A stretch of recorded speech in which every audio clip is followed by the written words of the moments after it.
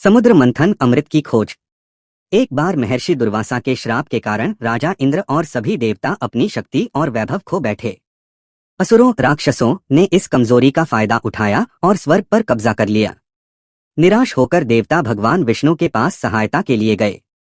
भगवान विष्णु ने उन्हें क्षीरसागर, दूध का महासागर का मंथन चर्निंग करने की सलाह दी ताकि उसमें से अमृत निकाला जा सके, जिसे पीने से देवता अमर और शक्तिशाली हो जाएंगे। लेकिन यह काम अकेले करना असंभव था, इसलिए देवताओं को असुरों के साथ संधि करनी पड़ी और उन्हें भी अमृत का हिस्सा देने का वादा किया गया।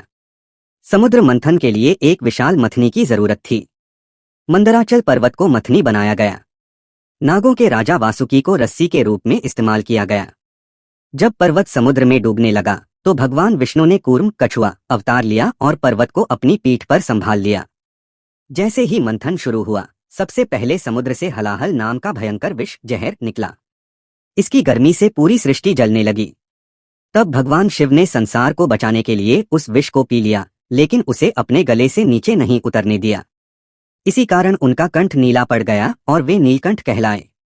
विष के बाद समुद्र से कामधेनु गाय, उच्चाश्रवा घोड़ा, ऐरावत हाथी, कल्प वृक्ष और देवी लक्ष्मी जो भगवान विष्णु के पास गईं, जैसे 14 रत्न निकले।